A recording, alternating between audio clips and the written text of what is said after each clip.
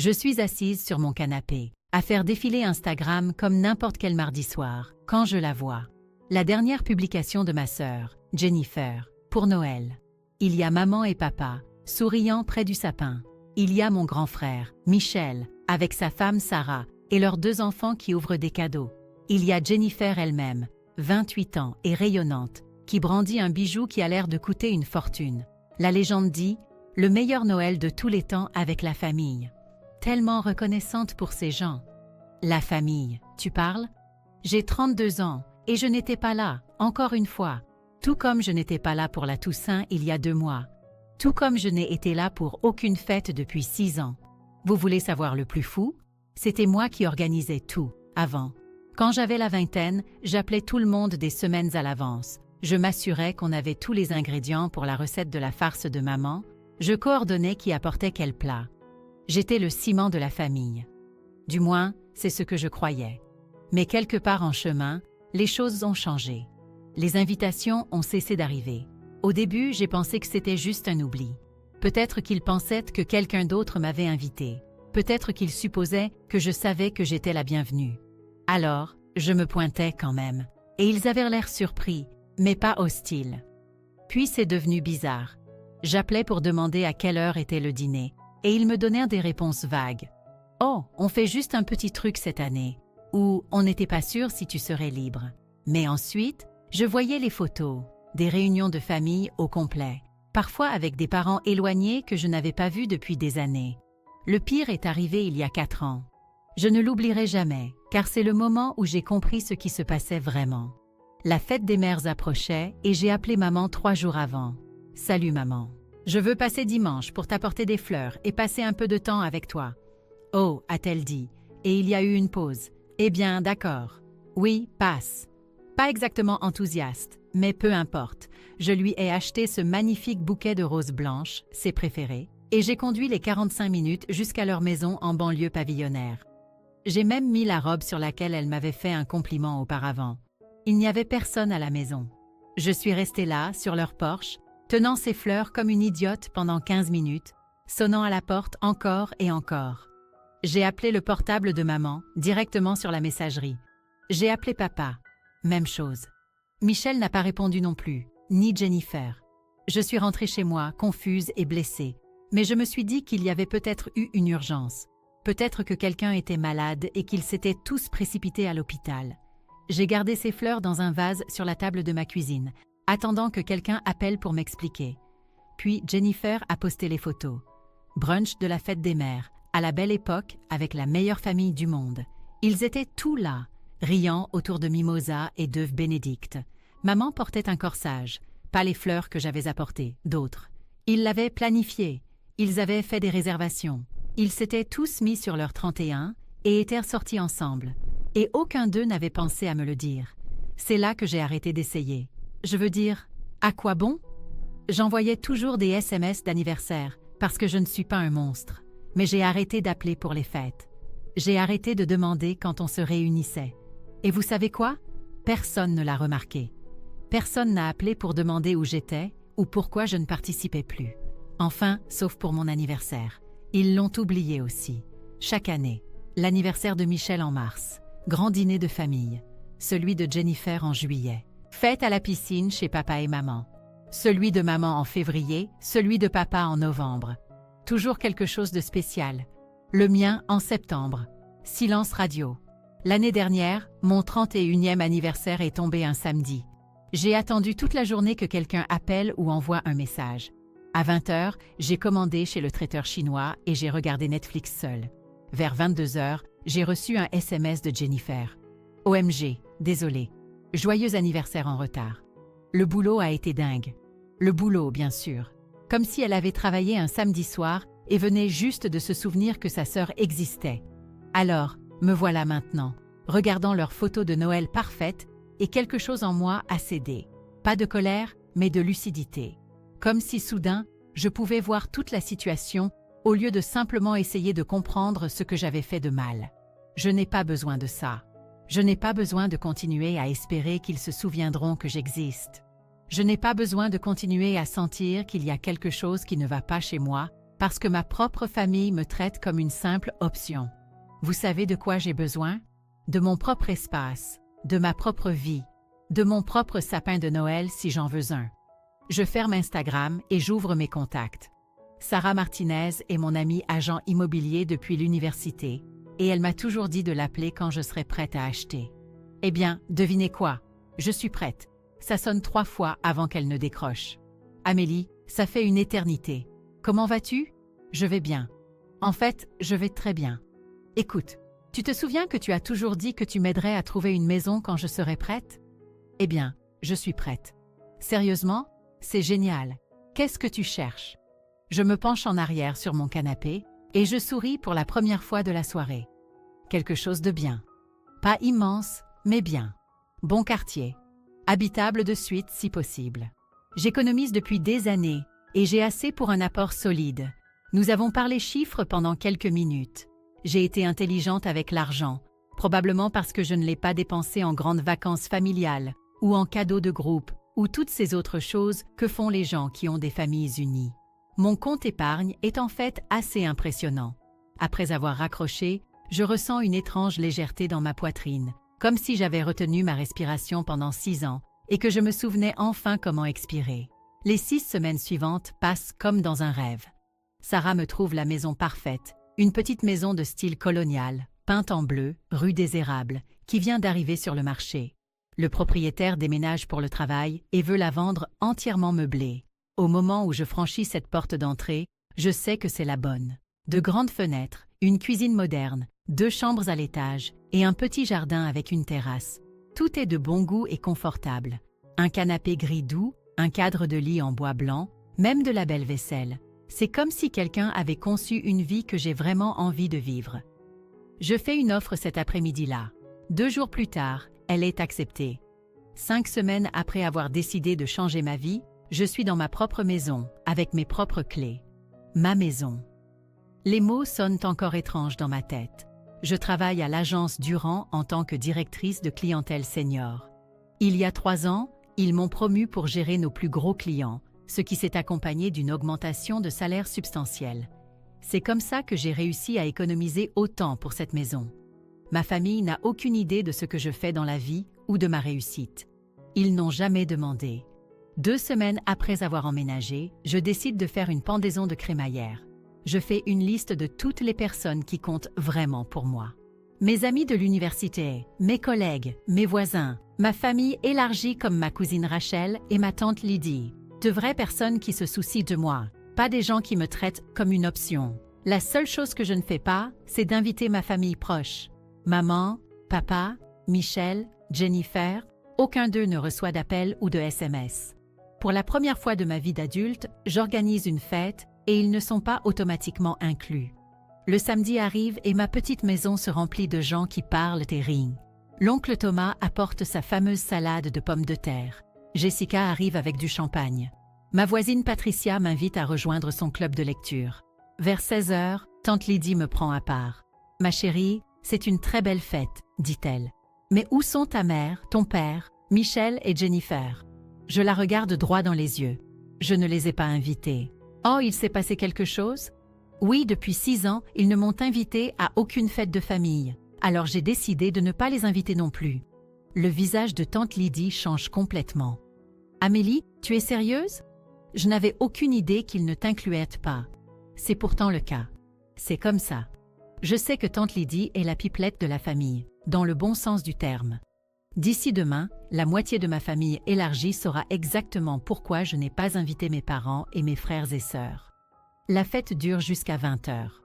Quand le dernier invité part, je m'assois sur mon canapé dans ma maison silencieuse, me sentant en paix. 3 jours plus tard, mon téléphone se met à sonner. Le nom de maman apparaît sur l'écran. Je laisse tomber sur la messagerie. Puis papa appelle, puis Michel, puis Jennifer. Je ne réponds à aucun d'eux. Les SMS commencent à arriver ensuite. « Maman, comment oses-tu nous embarrasser comme ça devant tout le monde? Michel, mais qu'est-ce qui ne va pas chez toi? Maintenant, toute notre famille pense qu'on ne t'aime pas. Jennifer, tout le monde nous demande pourquoi on te traite différemment. C'est tellement humiliant. » Je ris aux éclats en lisant ces messages. Ils ne sont pas contrariés de m'avoir blessé. Ils sont contrariés de s'être fait prendre. Je ne réponds à aucun d'eux. Quelques jours de plus passent. C'est samedi matin, et je bois un café sur ma terrasse quand on frappe fort à ma porte d'entrée. Je regarde par le Judas, et mon cœur se serre. Ils sont tous les 4 sur mon paillasson. Maman, papa, Michel et Jennifer. J'ouvre la porte lentement. De quoi avez-vous besoin? Maman ne répond même pas. Elle me bouscule pour entrer dans ma maison comme si elle était chez elle. Les autres la suivent. Qu'est-ce que vous croyez faire? Je demande. Mais ils se dispersent déjà. Michel et Jennifer commencent immédiatement à se promener, inspectant tout. Michel passe sa main sur mon plan de travail de cuisine. Jennifer jette un œil dans mon salon comme si elle faisait l'inventaire. « Joli coin », dit Jennifer, mais pas comme un compliment. Pendant ce temps, maman se met à crier. « Comment as-tu pu nous faire cette honte, Amélie? As-tu la moindre idée de ce que tu as fait ?» Lydie n'arrête pas de m'appeler. Toute notre famille nous demande pourquoi nous traitons nos enfants différemment. Ils demandent pourquoi nous avons fait de toi une paria. Papa hoche vigoureusement la tête. Tu dois rappeler tout le monde et leur dire que tu plaisantais. Dis-leur que nous sommes une famille unie et que tu as juste fait ta comédie. Je les dévisage.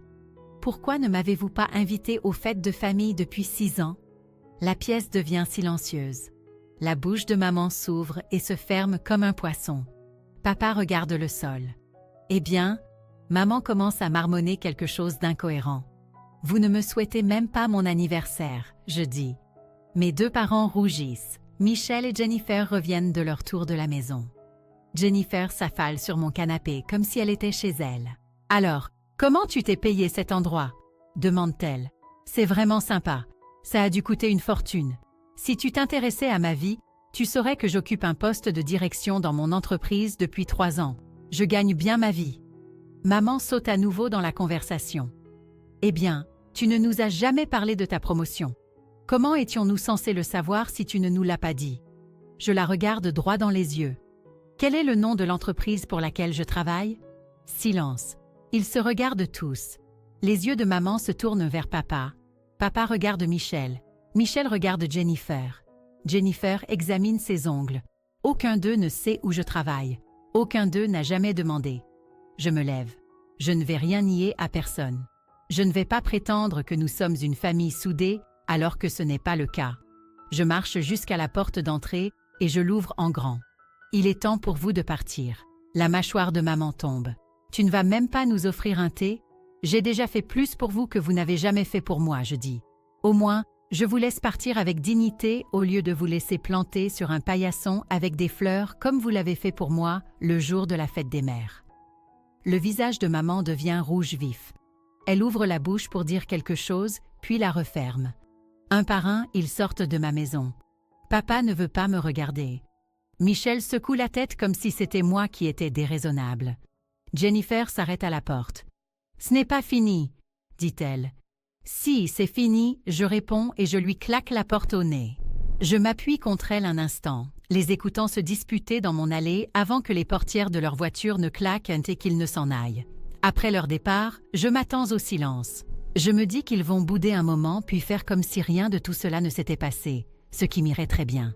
Mais apparemment, ma famille n'abandonne pas si facilement. 3 jours plus tard, un email de papa apparaît dans ma boîte de réception. L'objet est « Invitation à un dîner de famille ». J'ai failli le supprimer sans le lire, mais la curiosité l'emporte. Chère Amélie, ta mère et moi aimerions t'inviter à dîner ce dimanche à 18h. Il y aura un rôti de bœuf et de la purée. Nous espérons que tu pourras te joindre à nous. Affectueusement, papa. C'est si formel et bizarre. Comme si j'étais une parente éloignée qu'ils connaissent à peine. Je le supprime sans répondre. Le lendemain, Jennifer m'envoie un SMS. Envie d'aller faire du shopping ce week-end?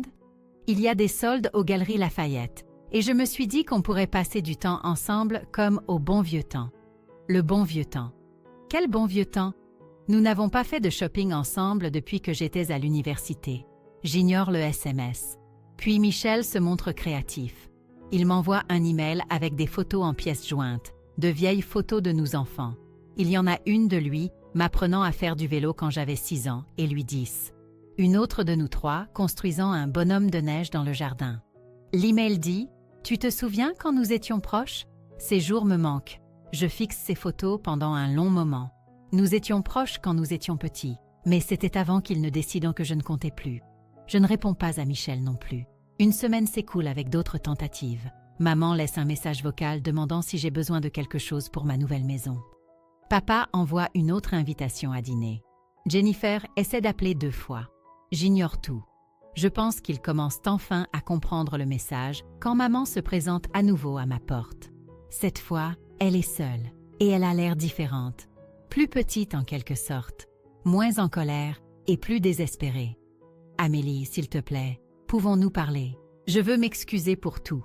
Je sais que nous n'avons pas été bons avec toi et je veux arranger les choses. » Elle me regarde avec ses yeux tristes et pendant une seconde, j'ai presque pitié d'elle. Presque. « C'est mon anniversaire dans 2 semaines, continue-t-elle. Je prévois de le fêter à la maison, juste en famille, juste nous.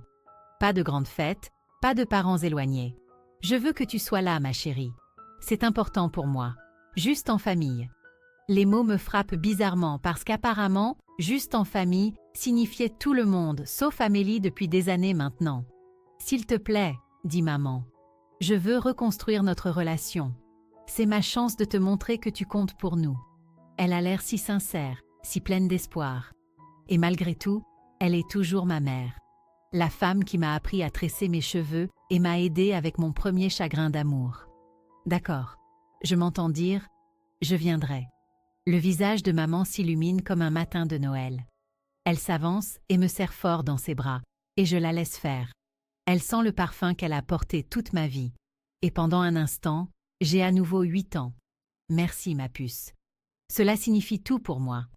Après son départ, je me sens prudemment optimiste. Peut-être qu'ils ont vraiment appris quelque chose.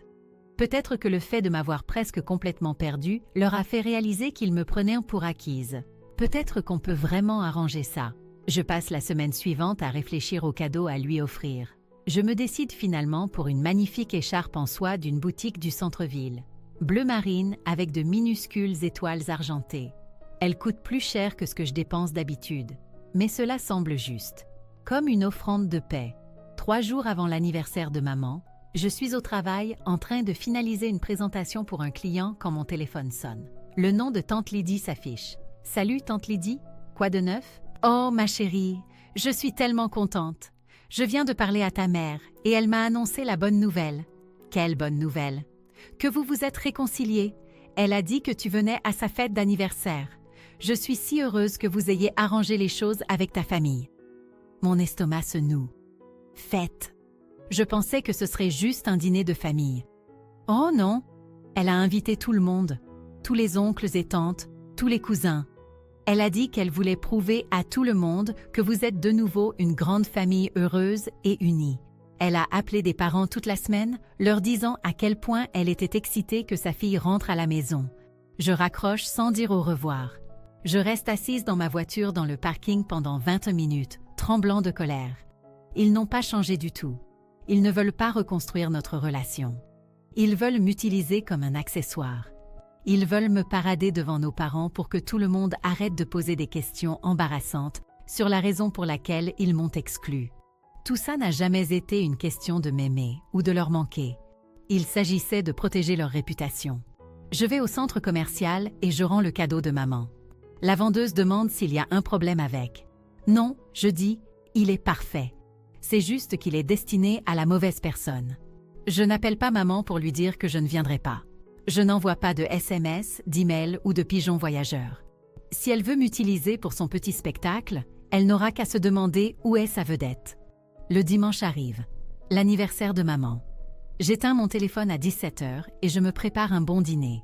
Poulet grillé, légumes rôtis, un verre de vin. Je mange sur ma terrasse et je regarde le coucher de soleil. À 18h30, je rallume mon téléphone. 15 appels manqués, 7 messages vocaux, des dizaines de SMS. Le premier message vocal est de maman à 18h05. « Ma chérie, où es-tu? Tout le monde est là à t'attendre. » Le deuxième est à 18h15. « Amélie, s'il te plaît, rappelle-moi. Les gens demandent où tu es. » À 18h45, c'est papa qui appelle. « Ta mère est très contrariée. Tu dois venir tout de suite. » Michel envoie un SMS à 19h. « C'est quoi ce bordel? Ramène-toi ici. » Maman pleure. Jennifer à 19h15. Tout le monde nous dévisage. C'est tellement embarrassant. Viens, c'est tout. À 19h30, mon téléphone sonne à nouveau. Tante Lydie. Je réponds cette fois. Salut Lydie. Amélie, où es-tu? Je suis à la fête de ta mère et tout le monde se demande où tu es. Ta mère n'arrête pas de regarder son téléphone et la porte. Mets le haut-parleur pour que tout le monde puisse m'entendre. Il y a quelques bruissements. Puis, la voix de Lydie semble lointaine. D'accord, tu es sur haut-parleur. Tout le monde écoute. Je prends une profonde inspiration. Salut tout le monde. Je veux que vous sachiez tous que lorsque ma mère m'a invitée à cette fête, elle m'a dit que ce serait juste la famille proche. Elle a dit que ce serait un petit dîner juste entre nous. Elle n'a pas mentionné qu'elle vous invitait tous. J'entends des murmures en arrière-plan. Elle m'a menti parce qu'elle voulait m'utiliser pour vous prouver à tous que nous sommes une famille heureuse. Mais ce n'est pas le cas. Depuis 6 ans, ils ne m'ont pas invité à une seule fête ou anniversaire. Pas un seul. Et maintenant, ils veulent faire comme si tout allait bien juste pour sauver la face. Les murmures s'intensifient. Je ne viendrai pas ce soir et je ne ferai plus semblant. Ils ont fait leur choix il y a longtemps et maintenant je fais le mien. Au revoir. Je raccroche. Mon téléphone se met immédiatement à sonner à nouveau. Mais je l'éteins. Je me sers un autre verre de vin et je me rassois sur ma terrasse. Demain, tante Lydie appellera probablement pour me raconter ce qui s'est passé après que j'ai raccroché. Mais ce soir, je vais juste profiter du calme. Je dors mieux cette nuit-là que je ne l'ai fait depuis des mois.